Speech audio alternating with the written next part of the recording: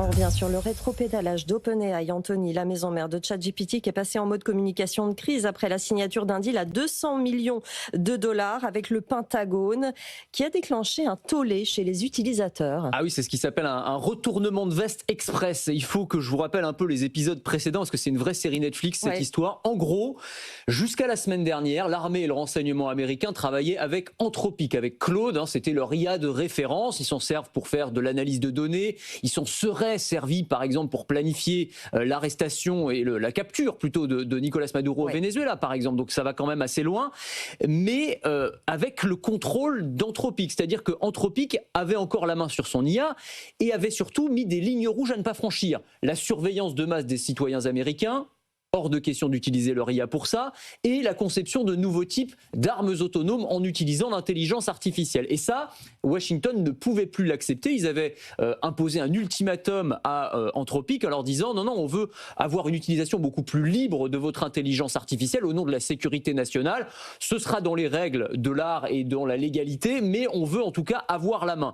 Ça, Dario Amodei, le patron Anthropic, a dit non. Il a tenu sa position et ça s'est terminé avec un tweet un peu énervé de Donald Trump en fin de semaine dernière. J'ordonne à toutes les agences fédérales de cesser immédiatement d'utiliser Anthropic. Nous n'en avons pas besoin, nous n'en voulons pas, nous ne travaillerons plus jamais avec eux, et on les a mis sur une liste noire de fournisseurs un peu douteux. Bon, sur ces entrefaites, OpenAI s'est engouffré dans la brèche et le jour même, OpenAI a signé un contrat à 200 millions de dollars avec le Pentagone. Alors effectivement, financièrement, c'est très intéressant, mais alors en termes d'image, c'est absolument catastrophique. Sam Altman a été accusé d'avoir vendu son âme, si on peut dire, à l'armée américaine. Et dans la foulée, on a eu une multiplication des désinstallations de l'application de ChatGPT, plus 300% dans les jours qui ont suivi l'annonce quand même. On a eu, à l'inverse, Claude, qui a explosé en termes d'utilisation. C'est devenu l'application la plus téléchargée aux États-Unis, au Canada, en France.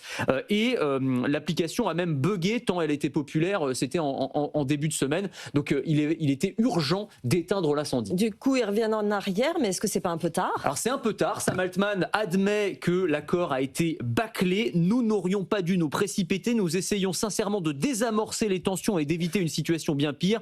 Mais je pense que cela a donné une impression d'opportunisme et de négligence. Oui, effectivement, il peut le dire, Sam Altman. Alors il assure que le contrat signé avec le Pentagone ne servira ni à la surveillance de masse, ni à développer des armes, donc comme chez Anthropic, mais c'est un petit peu tard pour le dire, évidemment, parce qu'aux yeux du public, c'est vrai qu'on est très manichéen aussi, parce que c'est plus compliqué que ça dans les faits, mais Anthropic, c'est maintenant le chevalier blanc qui a une posture très morale, très éthique et qui a tenu bon face aux pressions gouvernementales, et puis Sam Altman et OpenAI, c'est celui qui finalement a sauté sur l'occasion pour signer un contrat et gagner beaucoup d'argent. S'ajoute à cela une fronde en interne, puisqu'il y a un certain nombre de salariés chez OpenAI qui ont demandé à travers une lettre ouverte que leur entreprise ne travaille pas avec le Pentagone, donc vraiment plein de pression. Et Anthropic joue aussi sa partition, ils ont raison de le faire. Ils ont par exemple lancé une campagne de pub pour expliquer comment transférer ces données depuis ChatGPT vers Claude pour essayer d'attirer le plus d'utilisateurs possible. C'est de bonne guerre. Oui, c'est de bonne guerre. Effectivement, le danger est d'autant plus important pour